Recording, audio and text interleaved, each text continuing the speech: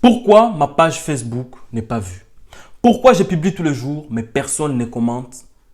Ou c'est comme si j'ai des abonnés, 500, 1000 abonnés, mais quand je publie, il y a juste 2 personnes qui aiment. Je vais vous dire aujourd'hui pourquoi. Bonjour, moi c'est Gisèle d'Entrepreneur à Succès et aujourd'hui je vais te dire pourquoi ta page n'a pas d'interaction. Écoutez-moi très bien.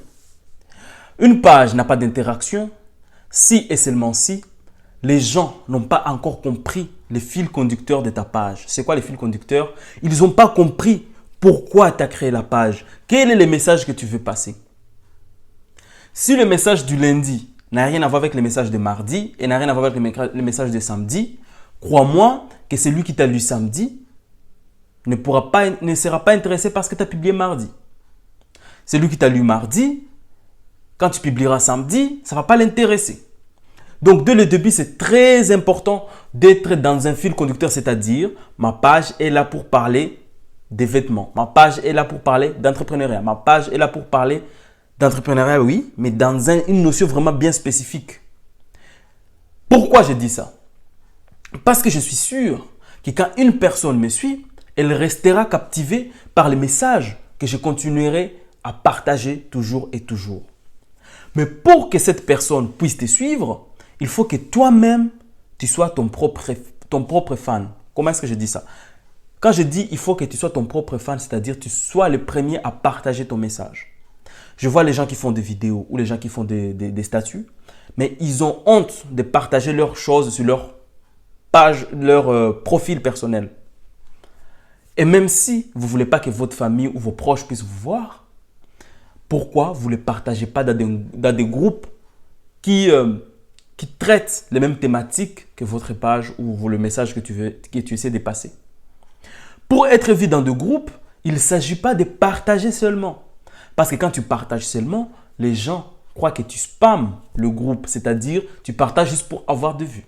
Alors que pour que les gens puissent aimer, pouvoir suivre ta page, il faut apporter un plus. Quel est le plus là? Le plus là, c'est-à-dire je partage dans un groupe, mais avec un message au-dessus du partage. Donc, tu sais, quand tu partages sur Facebook, il y a la publication que tu partages, mais au-dessus, tu peux augmenter encore un autre message. Et quand tu fais ça, les gens sentent, par exemple, si tu as parlé de comment se lancer sur YouTube, par exemple, au-dessus, tu vas dire « Qu'en pensez-vous » Au-dessus, tu vas dire, par exemple « Ah, je ne pensais pas que c'était si facile ». Comme ça, quand ça va rentrer dans les groupes, ça va interpeller les gens. Ils vont dire, bon, c'est pas n'importe qui spamme tous les groupes pour partager son message pour qu'il puisse avoir de l'audience.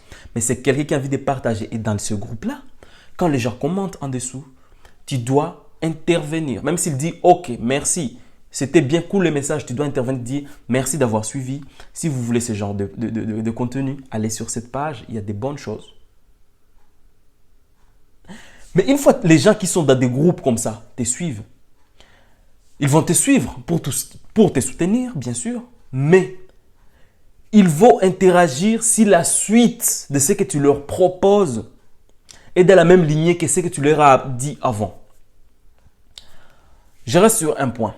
Il y a 2 types de pages. Il y a des pages qui mettent en promotion une idée, un courant, par exemple, mettre en promotion une idée d'entrepreneur, une idée de cuisinier, quelque chose, sans se mettre seul en avant. Ça, c'est un fait. Donc, quand tu mets des idées en avant et que toi, tu restes en retrait, donc on ne te voit pas, tu fais des vidéos montées que toi, on ne te voit pas, là, il faut continuer sur une et seule lignée. Mais quand tu te mets en avant, il faut chercher la sympathie des gens. Il faut que les gens t'aiment. Il faut que les gens aiment ta façon de parler pour que même si tu traites un sujet qui n'a rien à voir avec ce que tu parles d'habitude, qu'ils se sentent interpellés par ta présence. Au début, c'est difficile, mais plus tu avances, plus les gens s'attachent à toi et ils te suivent pour tout ce que tu parles. Et ces choses vont avec YouTube, Facebook, Instagram, ça va avec tout. Mais est-ce que les abonnés sont nécessaires pour que je puisse véhiculer mon message? Par exemple, moi je pense personnellement en tant que businessman, en tant qu'entrepreneur, on vient sur les réseaux sociaux pour capter une audience afin de vendre. Il y a 2 types de pages cette fois-ci dans ces cas de vente. Il y en a qui viennent seulement pour vendre des produits et il y en a qui viennent vendre leurs services. Ceux qui vendent leurs produits, c'est bien d'avoir des gens qui aiment ta page, des gens qui te suivent parce qu'ils adhèrent à ton produit, à ce que tu proposes. Mais est-ce que c'est nécessaire de booster? Oui. Tu boostes, je fais la promotion de la page ou je fais la promotion de mes produits? Je pense que c'est nécessaire de faire la promotion que de tes produits. Parce que tu n'es pas là pour chercher des abonnés, tu es là pour vendre. Mais ceux qui font la promotion de leurs services, entre autres le coaching, en tant que thérapeute ou en tant que comédien, je pense, tu veux vendre ton talent, tu vois par exemple. Là, c'est nécessaire de mettre beaucoup plus de contenu. C'est le contenu qui est roi sur les réseaux sociaux. Et de bonne qualité. La qualité est le roi des rois. Donc, je t'invite, je vais synthétiser. Pour que ton message soit vu sur Internet, première chose, publier du contenu. Deuxième chose, être ton premier fan, c'est-à-dire partager dans des groupes. Il ne faut pas spammer le groupe. Mettre un message au-dessus du partage et commenter.